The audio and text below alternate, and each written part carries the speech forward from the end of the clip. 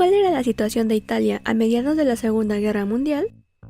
¿Por qué no finalizó como miembro de las potencias del Eje? ¿Cuáles fueron las condiciones de la paz con el bando de los aliados? Porque hay muchas preguntas por resolver, acompáñenme a historizar.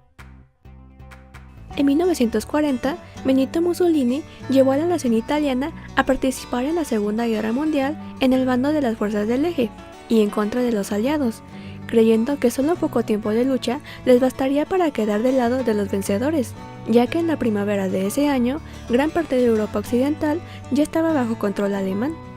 Pero la situación a comienzos de 1943 ya se mostraba totalmente opuesta. Primero, el colapso del Frente Africano en 1942 y la invasión aliada del norte de África habían expuesto a Italia también a una invasión por parte de las fuerzas aliadas. Luego, la derrota del ejército italiano durante la campaña de Rusia, el intenso bombardeo aliado sobre las ciudades italianas y la creciente carencia de artículos de primera necesidad y de materias primas causó gran descontento entre la población italiana. Para cuando el mariscal de campo italiano Giovanni Messe y el general alemán von Arnim fueron derrotados en Túnez y entregaron sus ejércitos a los aliados el 7 de mayo de 1943, la mayoría de los italianos empezaron a pensar que, en efecto, habían perdido la guerra. ¡Valió verga! Aunque las tropas italianas habían luchado duramente en Túnez, la nación estaba ya harta de la guerra, y el ejército italiano ofreció poca resistencia cuando los aliados desembarcaron en Sicilia el 10 de julio. Para ese momento, el único deseo de la mayor parte de la nación italiana era salir de la guerra lo antes posible, y Mussolini era ahora muy odiado, a pesar de que tenía gran popularidad en la época de la Guerra de Abisinia de 1935. Se consideró que él había traicionado a Italia, porque era casi el único responsable de haber llevado a la nación a la guerra.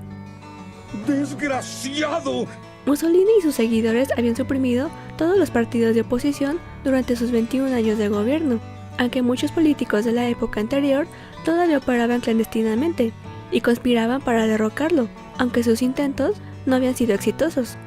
Por eso se consideraba que solo el rey Víctor Emanuel III era capaz de derrocarlo, ya que bajo la Constitución de 1848, la corona conservaba todavía poderes muy considerables, a pesar de que los 20 años de complicidad con el fascismo habían dañado mucho el prestigio del monarca. Después de la derrota de Túnez, el rey tomó la decisión de derrocar a Mussolini y llegar a un acuerdo con los aliados. Él quería poner su confianza en el mariscal de campo Pietro Badoglio, que había sido primer ministro en los días prefascistas, para reemplazar a Mussolini, encabezando un nuevo gobierno nombrado directamente por la corona. Y Dino Grandi, exministro de Asuntos Exteriores y embajador italiano en Londres, fortaleció la decisión del rey al aceptar presentar una moción en la reunión del Gran Consejo Fascista, pidiendo a Mussolini que devolviera algunos de sus poderes al rey. La moción de Grandi fue aprobada, pero Mussolini no se preocupó, pues se creía intocable. ¡Ay, lo dudo! Pero al día siguiente, el 25 de julio, Víctor Manuel se decidió a ordenar el arresto de Mussolini, después de lo cual asumió nuevamente el poder y nombró a Badoglio jefe de un nuevo gobierno no fascista. Esa decisión tomó a Gran Bretaña y Estados Unidos completamente por sorpresa, y no confiaron de inmediato en el nuevo gobierno italiano. Algo anda mal. Tanto los aliados como los alemanes tenían dudas sobre las verdaderas intenciones de los italianos, y a ambos les parecía más probable que Italia continuara la guerra como aliado de Alemania. En consecuencia, los aliados continuaron bombardeando ciudades italianas, aunque hubo una considerable controversia en algunos círculos británicos y estadounidenses sobre la conveniencia de seguir con esta medida. Por su lado, el rey de Italia había esperado encontrar en Badoglio a alguien que estuviera un liderazgo fuerte en medio de la crisis de la nación. Desafortunadamente, al elegir a Badoglio, Víctor Manuel dio su confianza a un hombre ya débil. El rey esperaba que, inmediatamente después de asumir el cargo, Badoglio comenzara las negociaciones con los aliados para la salida pacífica de Italia de la guerra. Pero Badoglio, que estaba en constante miedo de que los alemanes pudieran arrestarlo y ejecutarlo, actuó con mucha lentitud. Además, no tenía experiencia previa en política, y aunque era partidario de la monarquía y anti-alemán, carecía de determinación y no estaba dispuesto a tomar medidas firmes. Solamente después de que el rey expresara su desaprobación a Badoglio por su fracaso en establecer contacto con los aliados, el ministro decidió enviar misiones italianas a Tánger y a Lisboa para informar a los aliados que los italianos estaban dispuestos a cambiar de bando y también que temían que, debido a esto, los alemanes invadieran Roma en cualquier momento, por lo que esperaban la presencia de los aliados en su territorio. Pero desconfiando todavía del nuevo gobierno de Italia, el ministro de Asuntos Exteriores británico, Anthony Eden, les dijo a los emisarios italianos que no aceptarían nada que no fuera una rendición incondicional por parte del gobierno italiano. Sin embargo, por otro lado, en el mismo año, el líder soviético Joseph Stalin había pedido ayuda a los demás líderes aliados para aliviar la presión de los ataques de Rusia, lo cual llevaron a cabo primero solamente invadiendo la isla de Sicilia.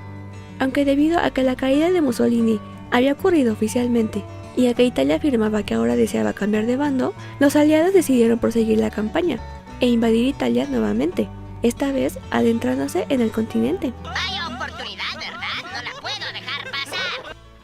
Por eso, Dwight Eisenhower, el comandante en jefe aliado del Mediterráneo, pensaba que era urgente firmar un armisticio con Italia, para que así el ejército italiano no se opusiera a los desembarcos aliados que planeaban llevar a cabo en Salermo, y que ya estaban fijados para el 9 de septiembre.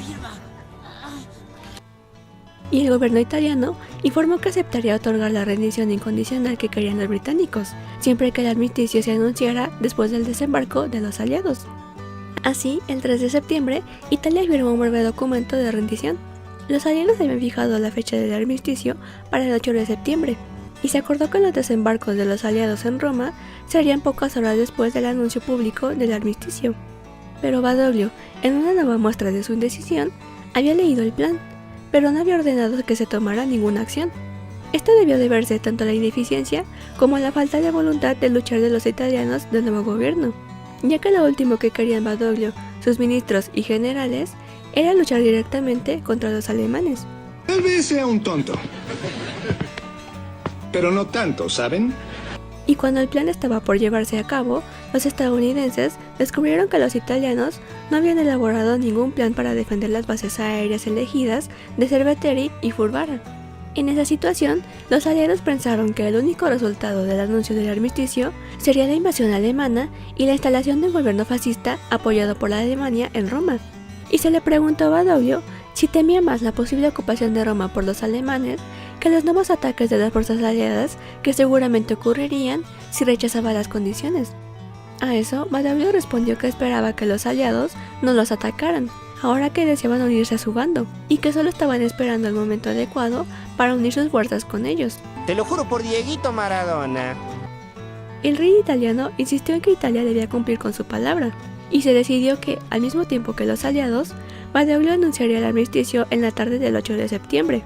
Eso marcó la nueva unión de Italia con el bando de los aliados. Sí. Pero desastrosamente, su mensaje de radio no ordenaba a las tropas italianas a luchar contra los alemanes, sino solo que no se atacara a los angloamericanos y que resistieran a los ataques de donde quiera que vinieran. A partir de ese momento, la guerra en Italia continuó su curso. Los alemanes, por la traición italiana, se decidieron a ocupar el norte del país y establecieron la República Social Italiana, un estado bajo el control formal de Mussolini, pero controlado por los alemanes. Y la lucha entre los bandos continuó en el país hasta el término de la guerra y la liberación final de Italia en 1945. Gracias por ver el video de hoy. Los espero en la próxima ocasión para seguir respondiendo más preguntas históricas.